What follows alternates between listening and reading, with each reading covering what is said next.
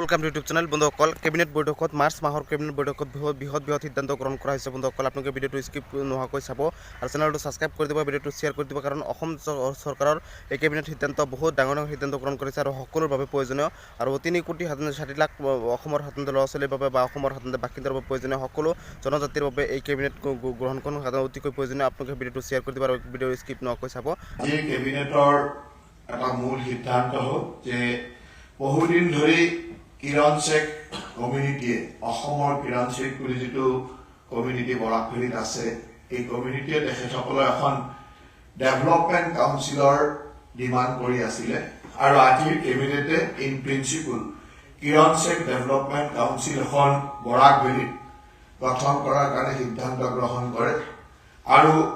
বিভাগীয় নিয়ম ভিত্তিক গৈ পিছলৈকে এইখন কিৰণ শেখ ডেভেলপমেণ্ট কাউন্সিল যেনেকৈ আমাৰ বিভিন্ন জনগোষ্ঠীৰ ডেভেলপমেণ্ট কাউন্সিল আছে তেনেকৈ কিৰণ শেখ জনগোষ্ঠীটোৰ কাৰণেও এখন ডেভেলপমেণ্ট কাউন্সিল হোৱাৰ কথাটো বা গঠন কৰাৰ কথাটো আজি কেবিনেটে ইন প্ৰিন্সিপল এপ্ৰুভেল দিয়ে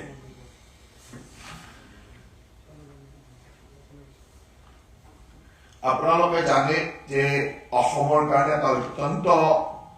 সুখবৰ আছিল যে আমি জাগিৰোডত সেমিকণ্ডাক্টৰ ইণ্ডাষ্ট্ৰী আৰম্ভ কৰিবলৈ গৈ আছো য'ত কেন্দ্ৰ চৰকাৰৰ মাননীয় প্ৰধানমন্ত্ৰী নৰেন্দ্ৰ মোদী ডাঙৰীয়াৰ প্ৰত্যক্ষ হস্তক্ষেপত সহযোগিতাত আমি এনেকুৱা এটা বৃহৎ উদ্যোগ অসমত স্থাপন কৰিবলৈ গৈছো জাগিৰোডত সেমিকণ্ডাক্টৰ ইণ্ডাষ্ট্ৰী য'ত 27,000 কোটি টকাৰ বিনিয়োগ আৰু ইমান বৃহৎ সংখ্যাত সংস্থাপনৰ সুবিধা যেটো অসমৰ কাৰণে অত্যন্ত এটা আনন্দৰ বতৰা অহা 13 তাৰিখে প্ৰধানমন্ত্ৰী ডাঙৰীয়াই ভাৰ্চুৱেলি ইয়াৰ শিলান্যাস বা ইয়াৰ শুভাৰম্ভণিৰ কাম আৰম্ভ কৰিব গতিকে জাগিৰোডবাসী বা অসমবাসীয়ে তাৰ কাৰণে সম্পূৰ্ণ প্ৰস্তুত হৈ উঠিছে অহা 13 তাৰিখে ৰাতিপুৱা ইয়াৰ শিলান্যাস হ'ব আৰু তাৰ লগে লগে অসম চৰকাৰে আমাৰ যেটো আসাম সেমিকণ্ডাক্টৰ পলিচি 2023 আছে যাৰ জৰিয়তে এই ধৰণৰ সেমিকণ্ডাক্টৰ ইণ্ডাষ্ট্ৰী আহিবৰ কাৰণে আমি কিছু পলিচিৰ জৰিয়তে সহযোগিতা আমি আগবঢ়াইছিলো সেই ধৰণৰ গোটেইখিনি সা সুবিধা সেমিকণ্ডাক্টৰ ইউনিটক দিবৰ কাৰণে বিশেষকৈ Tata group Tata semiconductor assembling and test গ্ৰুপক দিবৰ কাৰণে আমি সকলো ধৰণৰ বিভাগীয় ব্যৱস্থা আজি আসাম কেবিনেটে সিদ্ধান্ত লৈছে আৰু industry and commerce and public enterprise ডিপাৰ্টমেণ্টক এই ধৰণৰ গোটেইখিনি ব্যৱস্থা আগবঢ়াবৰ কাৰণে অথৰাইজ কৰিছে গতিকে আমাৰ যি সেমিকণ্ডাক্টৰ পলিচি আছিল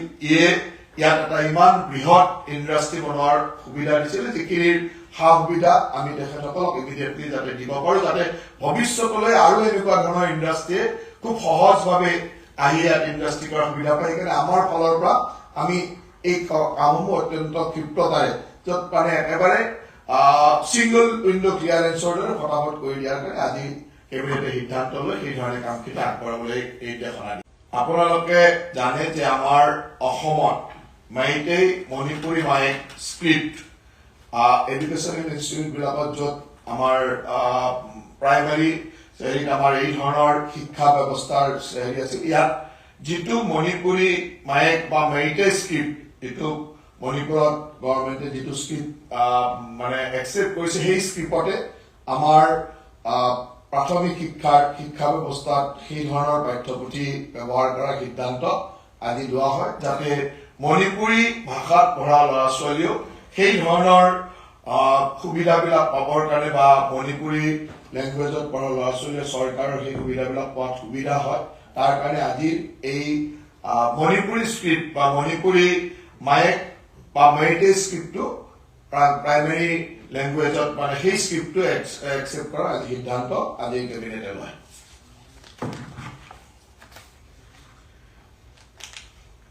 আপোনালোক সকলোৰে জ্ঞাত যে আমি ইতিমধ্যে কৈছিলো যে যোৰহাটৰ টাউন ৱাটাৰ ছাপ্লাই স্কিমত 24 ঘণ্টা 7 দিনে প্ৰতিটো সময়তে ড্ৰিংক ফ্ৰম টেপ ফেচিলিটি মানে ডাইৰেক্ট টেপৰ পৰা পানী লৈ খাব পৰা তেনেকুৱা ধৰণৰ 24 ঘণ্টা আৰু 24 hours into 7 এনেকুৱা ধৰণৰ এটা পানীৰ ব্যৱস্থা ডেভেলপ কৰিবৰ কাৰণে আমি ইতিমধ্যে যোৰহাট টাউন ৱাটাৰ ছাপ্লাই স্কিমৰ কাম আমাৰ PHED ডিপাৰ্টমেণ্টে কৰি আছিলে মানে কাম বিভিন্ন DPR ইত্যাদি হৈ গ'ল আৰু আজি অসম কেবিনেটে 190.94 crores 191.94 কোটি টকা অসম কেবিনেটে প্ৰশাসনিক এপ্ৰুভেল বা এডমিনিষ্ট্ৰেটিভ এপ্ৰুভেল আজি প্ৰদান কৰে গতিকে এই এডমিনিষ্ট্ৰেটিভ এপ্ৰুভেল পোৱাৰ লগে লগে এই কামটোৰ ক্ষিপ্ৰতা বাঢ়ি যাব আৰু খুব সোনকালে আমি ইয়াৰ কাম আৰম্ভ কৰিব পাৰিম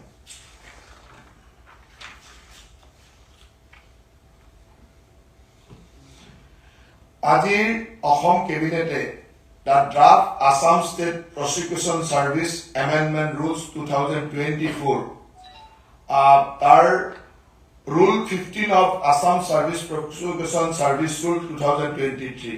এই দুটা অকমান এমেন্ডমেন্ট কৰিছে য'ত আমি বিভিন্ন ধৰণৰ প্ৰফিচিয়েন্সি কাম স্কিল টেষ্ট বা স্মুথ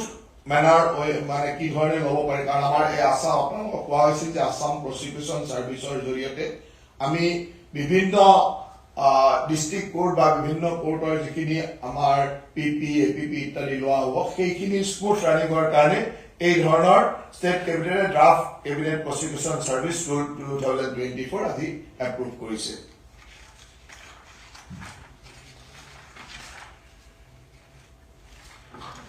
আপোনালোকে জানে যে আমাৰ চৰকাৰে ঘোষণা অনুযায়ী খুব সুন্দৰভাৱে কিছুদিন আগত আমি কৰিমগঞ্জ মেডিকেল কলেজ ৰামকৃষ্ণনগৰ যিখন কৰিমগঞ্জ মেডিকেল কলেজ হৈছে এই কৰিমগঞ্জ মেডিকেল কলেজৰ ভূমি পূজন হৈ গ'ল আধাৰশিলা স্থাপন হ'ল গতিকে এই RK নগৰত থকা কৰিমগঞ্জ মেডিকেল কলেজৰ কাৰণে আজিৰ কেবিনেটে 674.81 কোটি টকাৰ এডমিনিষ্ট্ৰেটিভ এপ্ৰুভেল আজিৰ কেবিনেটে দিয়ে গতিকে এই মেডিকেল কলেজখনৰ কাম ক্ষিপ্ৰতাৰে আগবাঢ়িবৰ কাৰণে এক ষ্টেপ আগবাঢ়ি গ'ল যাতে এই কেবিনেটে এডমিনিষ্ট্ৰেটিভ এপ্ৰুভেল দিয়াৰ লগে লগে আৰু এই হস্পিটেলখন G+5 মহলাযুক্ত হস্পিটেল হ'ব য'ত 430খন বেড 47খন ICU বেড আৰু 9টা মেজৰ এণ্ড 2টা মাইনৰ অতি থাকিব সেই ধৰণৰ এখন হস্পিটেল বনাবৰ কাৰণে 674.81 কোটি টকাৰ প্ৰশাসনিক অনুমোদন বা এডমিনিষ্ট্ৰেটিভ এপ্ৰুভেল আজি দিয়া হয়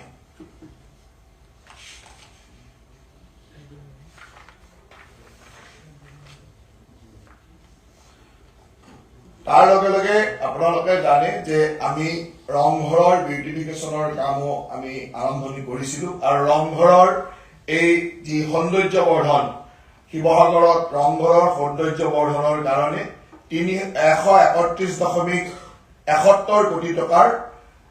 এডমিনিষ্ট্ৰেটিভ এপ্ৰুভেল বা প্ৰশাসনিক অনুমোদন আজিৰ কেবিনেটে দিয়া হয় আৰু ইয়েও এই কামৰ ক্ষিপ্ৰতা নিশ্চয়কৈ বৃদ্ধি কৰিব যিটো কাম আমি আপোনালোকক কৈছিলো যে তাত প্ৰায় 83 বিঘাতকৈ বেছি মাটিত সুন্দৰভাৱে ৰংঘৰৰ ওচৰত এই ৰূপহী পথাৰ যি আছিলে 83 বিঘাতকৈ বৃহৎ এৰিয়াত ৰংঘৰৰ সৌন্দৰ্য বৰ্ধনৰ কাৰণে আমি এটা ডাঙৰ প্ৰকল্প কৰাৰ কথা কৈছিলো যি প্ৰকল্পৰ কাৰণে 131.71 কোটি টকাৰ প্ৰয়োজন হৈছিল আৰু সেই প্ৰয়োজনীয় ধনৰ আজি এডমিনিষ্ট্ৰেটিভ এপ্ৰুভেল বা প্ৰশাসনিক অনুমোদন আজিৰ কেবিনেটে দিয়ে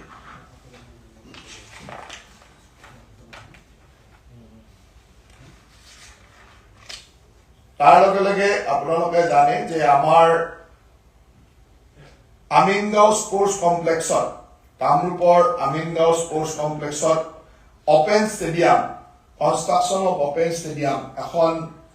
মুকলি খেলপথাৰ বা ষ্টেডিয়াম নিৰ্মাণৰ কাৰণে 380.66 কোটি টকাৰ এডমিনিষ্ট্ৰেটিভ এপ্ৰুভেল বা প্ৰশাসনিক অনুমোদন আজি কেবিনেটে দিয়ে য'ত এখন state of art cricket stadium মোটামুটি 20,000 মানুহ বহি সুন্দৰভাৱে চাব পৰা এটা ইণ্টাৰনেশ্যনেল ষ্টেণ্ডাৰ্ডৰ এখন state of art cricket stadium নিৰ্মাণ কৰা হ'ব আৰু এইখনৰ কাৰণে আজিৰ কেবিনেটে 380.66 কোটি টকাৰ প্ৰশাসনিক অনুমোদন আজিৰ কেবিনেটে দিয়ে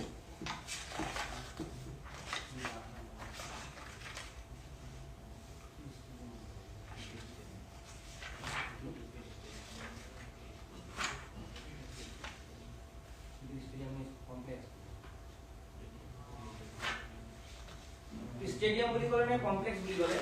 stadium, open stadium, state of cricket stadium হ'ব। তাত আমি কনষ্ট্ৰাকশ্যন অফ অপেন ষ্টেডিয়াম বুলি কৈছো। তাত মানে মুখ্যতঃ 20,000 মানুহ বহিব পৰা এখন ক্ৰিকেট ষ্টেডিয়াম হ'ব, য'ত সকলো ধৰণৰ মানে আন্তঃৰাষ্ট্ৰীয় পৰ্যায়ৰ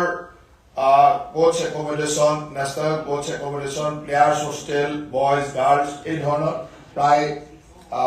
100জন প্লেয়াৰ্ছ, বয়জৰ 100জন প্লেয়াৰ্ছ থাকিব পাৰে, গাৰ্লছৰ 100জন প্লেয়াৰ্ছ থাকিব পাৰিব, কোচ একমডেশ্যন থাকিব, তেনেকুৱা ধৰণৰ এখন state of art cricket stadium.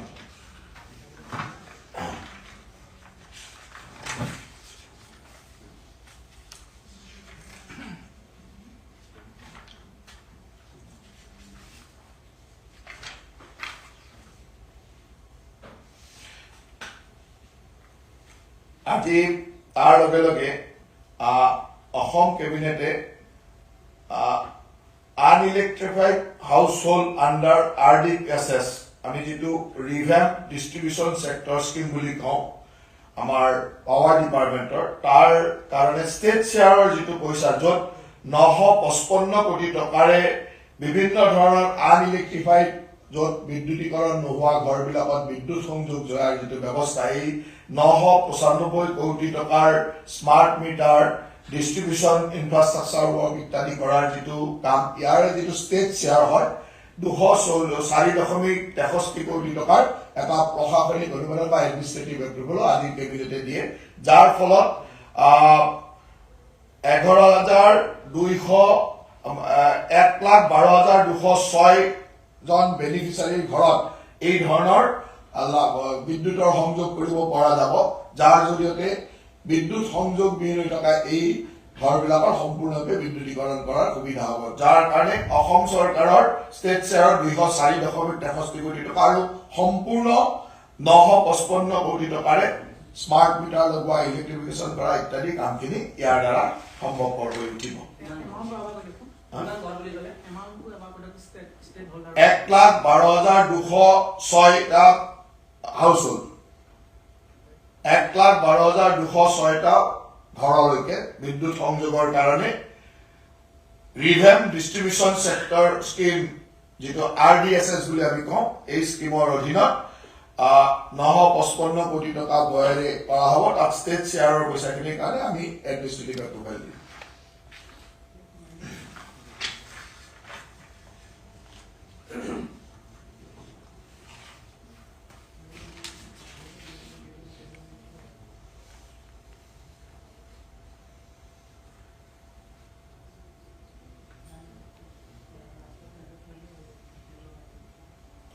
আপোনালোকে জানে যে আমাৰ অসম চৰকাৰে 1000 মেগাৱাট সোলাৰ প্লেণ্ট, য'ত লাহৰীঘাট কাৰ্বি আংলঙত আমি মুখ্যমন্ত্ৰীৰ সৌৰ শক্তি প্ৰকল্পৰ জৰিয়তে কৰাৰ কথা কৈছিলো, আৰু এই কামৰ কাৰণে যিটো ছভেৰেইন গ্যাৰাণ্টি আমি দিব লাগে, তাৰ কাৰণে অসম কেবিনেটে আজি এই ছভেৰেইন গ্যাৰাণ্টিটো দিবৰ কাৰণে মানে বেংক গ্যাৰাণ্টি যিটো দিব লাগে, তাৰ কাৰণে অসম কেবিনেটে অনুমোদন জনায়, যাৰ ফলত আমাৰ যিটো পৰিকল্পনা আছিল যে 1000 মেগাৱাটৰ সোলাৰ সৌৰশক্তি প্ৰকল্প আমি কাৰ্বি আংলঙৰ লাহৰীঘাটত কৰাৰ যি প্ৰকল্প আছিল মুখ্যমন্ত্ৰীৰ সৌৰ শক্তি প্ৰকল্পৰ জৰিয়তে, এই কামটোত আমি এই বেংক গ্যাৰাণ্টিটো দিয়াৰ লগে লগে কামটো আগবাঢ়ি যাব, আৰু সোনকালে এই ধৰণৰ কাম, যিখিনি কাম আমি আপোনালোকক আগতে কৈছিলো বা সেই ধৰণৰ 1000 মেগাৱাটৰ সৌৰ শক্তি উৎপাদনৰ কথা কৈছিলো, ই এক ষ্টেপ আগবাঢ়ি গ'ল, যাতে আমাৰ অফিচিয়েল কামখিনি বা এই বেংক গ্যাৰাণ্টি দিয়াৰ লগে লগে কামখিনি আগবঢ়াই নিয়াত সহযোগ হ'ব। গতিকে মুখ্যতঃ আজিৰ এইকেইটাই মূল সিদ্ধান্ত। তাৰ লগে লগে আমাৰ মেডিকেল এডুকেশ্যনৰ কেইটামান ৰুল, মানে মেডিকেল কলেজৰ admission, post graduate and degree ডিপ্ল'মাৰ কিছুমান ৰুলৰ সংশোধনী অনা হৈছে, যিখিনি আপুনি খুব অতি সোনকালে আমাৰ মাননীয় মুখ্যমন্ত্ৰী মহোদয়ৰ সামাজিক মাধ্যমৰ জৰিয়তে গোটেইখিনি পাব। গতিকে মুখ্য সিদ্ধান্ত এইখিনি। গতিকে আপোনালোক সকলোকে মই আজি কেবিনেটৰ মুখ্য সিদ্ধান্তখিনি ইমানতে জনালো। ধন্যবাদ। মন্ত্ৰী ডাঙৰীয়া, এটা বেলেগ প্ৰসংগ এটা আছিলে। অগপই যিহেতু অহাকালিলৈ তেওঁলোকৰ প্ৰাৰ্থীৰ তালিকা প্ৰকাশ কৰিম বুলি স্পষ্ট কৰিছে, কিন্তু তেওঁলোকৰ মাজত কিন্তু বিভিন্ন ঠাইত দেখিবলৈ পোৱা গৈছে মতানৈক্য যথেষ্ট আৰু কিছু কিছু খুব প্ৰকাশ কৰা দেখিবলৈ পোৱা গৈছে। তেনে ক্ষেত্ৰত আপোনালোকৰ আগন্তুক নিৰ্বাচনত কৰবাত নহয় কৰবাত আউট লগাৰ কিবা চান্স আছে নেকি? মই অগপ দলৰ মুখপাত্ৰ নহয়, মই অসম চৰকাৰৰ কেবিনেটৰ বিভিন্ন মুখপাত্ৰ হয়, গতিকে অগপ দলৰ যিখিনি কথা আছে তেনেকুৱা দলত সুধি ল'ব। কিন্তু এটা কথা ঠিক যে আপোনালোকে যেনেকে বাহিৰত ভাবি থাকে তেনেকুৱা কোনো কথা নহয়। আমাৰ দল তিনিওটা দল মিত্ৰ দলে খুব সুন্দৰভাৱে নিৰ্বাচন কৰিম। ইতিমধ্যে আমাৰ লক্ষ্য 14খনে 12খনত আমি জিকিম বুলি আমাৰ সম্পূৰ্ণ আশা আছে আৰু বাকী দুখনত আমি চেষ্টা চলাই আছো। মণিপুৰী লেংগুৱেজত আমাৰ যিটো শিক্ষা ব্যৱস্থা প্ৰাইমেৰী এডুকেশ্যনত মণিপুৰী শিক্ষাটো দিয়া হয়। তাত স্ক্ৰিপ্টটো আগতে মণিপুৰী স্ক্ৰিপ্টটো যিহেতু মণিপুৰ গভৰ্ণমেণ্টত মণিপুৰী স্ক্ৰিপ্ট মণিপুৰী মাইটেই স্ক্ৰিপ্ট বুলি কয়, সেই স্ক্ৰিপ্টটো তাত এপ্ৰুভ হৈছিলে। আমাৰ ইয়াত সেই স্ক্ৰিপ্টটো নাছিলে। সেই স্ক্ৰিপ্টটো এই ভাল ভাল সাধাৰণতে কেবিনেট সিদ্ধান্তসমূহ অসম চৰকাৰৰ গ্ৰেড 3 গ্ৰেড 4 ভেকেঞ্চি চাকৰিসমূহ অসম চৰকাৰৰ সাধাৰণতে